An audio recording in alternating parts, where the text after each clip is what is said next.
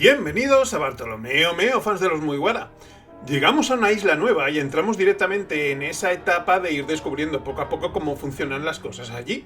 Hemos hecho este viaje multitud de veces con grandes sorpresas en cada isla, pero esta vez tiene un aire especial.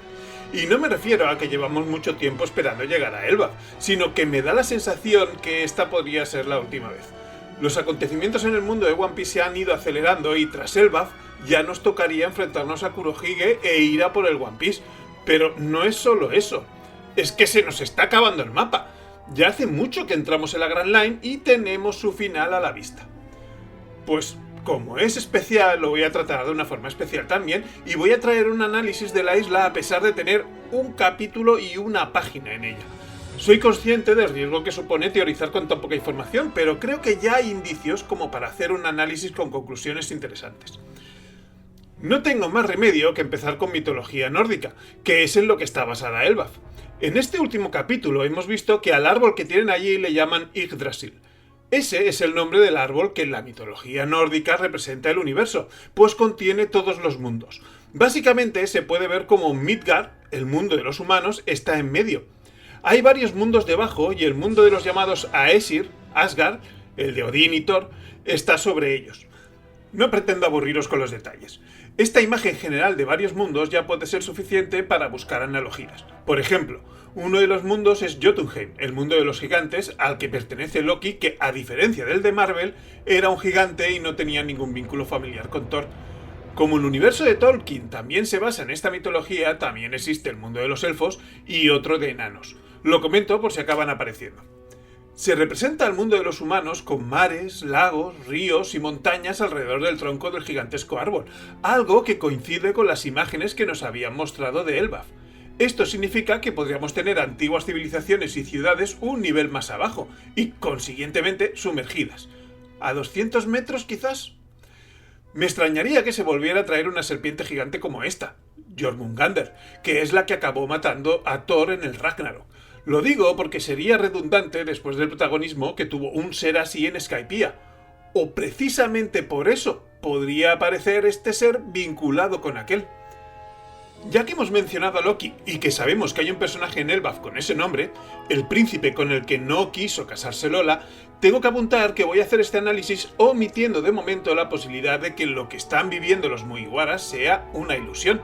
Pero no una creada por beber absenta, como Usopp y Nami apuntan, sino por Loki, que en su mitología era llamado el maestro del engaño y las ilusiones eran precisamente su fuerte. Y una ilusión explicaría automáticamente el cambio de ropa, de lugar, etc. Pero vamos, que si fuera una ilusión, pues es que no habría nada más que analizar. Pero sigamos como si no, que además es lo que yo creo. El caso es que me parece tener indicios de que hay varios mundos, o culturas, o ciudades, lo que sea, alrededor del árbol de Elbaf. Nos habían presentado un lugar llamado Warland con gigantes viviendo en esas casas de madera, y ahora que nos han traído a Luffy con los primeros miembros de su tripulación a Elbaf, los tenemos en un lugar cerca de la copa de ese árbol gigante, con edificios hechos con piezas tipo Lego y donde unos gigantes hablan de reportar problemas al gran dios del sol. Es decir, hay un culto al dios del sol, pero a un dios del sol que parece gobernar ese lugar y con el que hablan. Sin embargo, cuando los piratas gigantes llegaron a Egghead, llamaron a Luffy dios del sol. Luego mencionaron que hay cuentos del dios del sol y le preguntaron a Luffy que cómo sabía la apariencia de ese dios. Esos comentarios no dan la sensación de alguien que haya visto al que llaman dios del sol en la zona de Elbaf donde están ahora los Mugiwara, ¿verdad? Además, aunque es cierto que hay escudos normales, hay algún gigante en ese lugar que parece llevar un escudo con el símbolo del sol, un símbolo que no aparece en los escudos de los piratas gigantes. Lo que vengo a decir es que parecen tener culturas ligeramente diferentes también. Podríamos tener dos facciones de gigantes, los gigantes de Warland que tienen a Nika como dios del sol, que coincide con el culto de los bucaneros, y otra que vive cerca de la copa del árbol que tiene a un dios del sol diferente que es un gobernante. Ya les hemos oído llamar dios a otras criaturas de allí. Así que me cuadraría que ese dios del sol no solo no sea Nika, sino que no se parezca en nada a él. Pues si esto fuera así, la presencia de Luffy en Elbaf como Nika podría traer un conflicto entre ellos, y ese dios del sol querría traerse al que podrían considerar el otro dios del sol o incluso el dios del sol falso. Si con esto podríamos encontrar una posible razón para esta nueva separación de los Mugiwaras, aquí aún nos quedarían muchas preguntas por responder. ¿Por qué no se han traído solo a Luffy? ¿Por qué los han traído a la copa de este árbol gigantesco? ¿Cómo y por qué les han cambiado de ropa?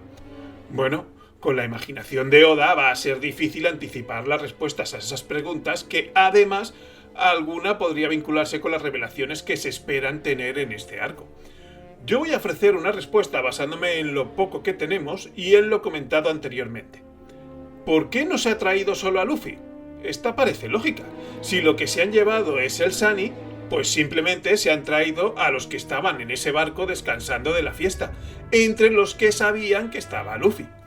Y para llevarse un barco de en medio del mar y traerlo a la cima de un árbol gigante, me parece que se necesitaría una criatura voladora, ¿no? Una de gran tamaño. ¿Se me ocurre alguna? Pues si volvemos al Yggdrasil de la mitología nórdica, vemos que en la copa hay un águila gigante de la que no he hablado todavía, y parece perfecta para este trabajo. Curiosamente, ese águila no tiene nombre, pero en su cabeza vive un halcón que sí lo tiene, Beorfolnir. Como estos son solo referencias para usar, no nos importa si es un águila o un halcón, sino que son criaturas que tienen la habilidad y el tamaño como para poder haber traído el Sunny hasta aquí arriba. Una criatura seguramente al servicio de ese dios del sol que parece gobernar esa zona. Y lo de la ropa me parece el más difícil de resolver de todos los misterios que tenemos. Pero no creo que alguien se haya encargado de desnudarlos y vestirlos con ropas de su talla, la verdad. Yo apostaría por un sistema más, no sé, mágico. Algo así como que automáticamente se transforma la indumentaria del que entra en esa parte del árbol. No con un poder de fruta, porque esa fruta es la que tiene Kinemon. O sí, si tenemos en cuenta que pueden conocer secretos todavía sin revelar de las frutas del diablo, y que Vegapunk ya consiguió hacerlo por el lado científico, incluido el cambio de ropa. Pero ojo al tema de las frutas del diablo en Elbaf, porque tiene que haber una razón por la que los gigantes de Elbaf, estando en la Grand Line donde las frutas del diablo proliferan, no suelen ser usuarios. He mencionado que el cambio de ropa debería ser exclusivo de esa parte del árbol porque ya hemos visto cómo personajes como Big Mom o Shanks han mantenido su indumentaria en Warland.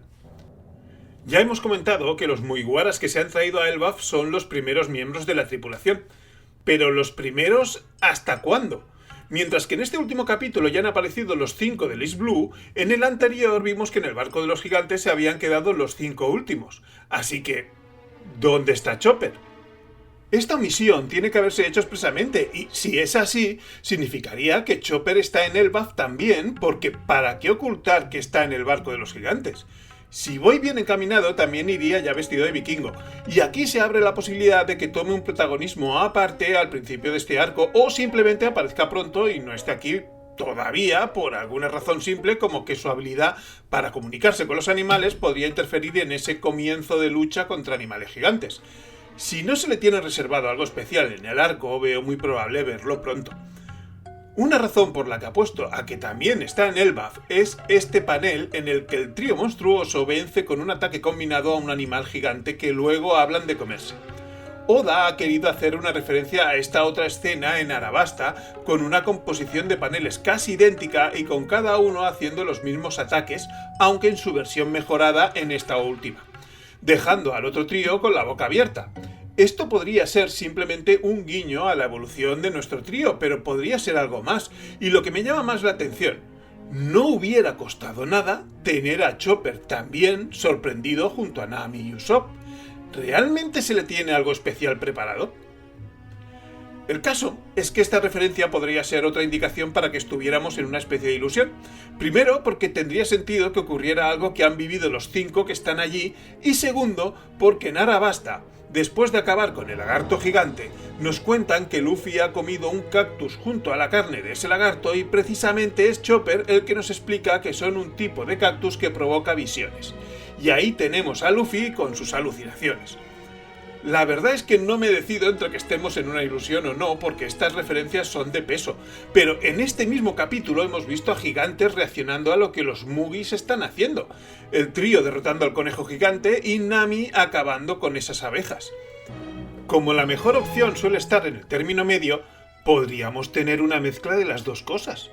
el águila gigante trayendo el Sunny con los Mugiwaras a la parte alta del árbol Yggdrasil, y ellos en trance liándola en el bosque como el Luffy con alucinaciones de Arabasta, mezclando la realidad con la ficción con respecto a las amenazas de los enormes animales de ese bosque. Y Chopper podría no formar parte de esas alucinaciones y le tocaría sacar a sus nakamas de ellas. Casi que me gusta más esta última opción, así que me voy a quedar con ella.